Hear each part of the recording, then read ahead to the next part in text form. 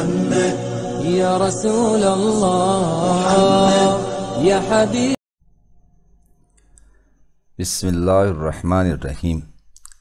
السلام علیکم محترم ناظرین کرام، آج کی ویڈیو میں ہم آپ کو کچھ ایسی عورتوں کے بارے میں بتائیں گے کہ جن سے نکاح نہیں کرنا چاہیے۔ عقلمندوں کا کہنا ہے کہ ان 6 قسم کی عورتوں سے نکاح نہیں کرنا چاہیے ورنہ ساری عمر پچھتاؤ گے۔ پہلی، جو عورت ہر وقت کراہتی ہو اور آہ آہ کرتی رہتی ہو اور اپنا سر پٹی سے باندھے رہے کہ ہائے ہائے سر میں درد ہو رہا ہے، یعنی مستقل بیمار رہے، تو اس کے نکاح میں برکت نہیں ہوتی۔ دوسری، وہ عورت جو اکثر احسان جتانے والی ہو، ایسی عورت سے بھی نکاح کرنے سے گریز کرنا چاہیے۔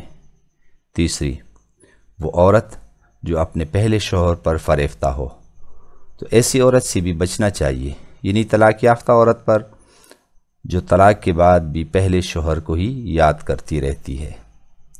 چوتھی، ایسی عورت جو ہر وقت بناؤ سنگار کی دیوانی بنی رہتی ہو، ایسی عورتوں کو صرف خود سے ہی محبت ہوتی ہے اور کسی کی پرواہ نہیں ہوتی۔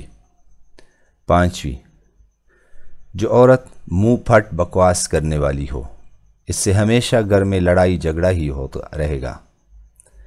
چھٹی، بوڑھی عورت۔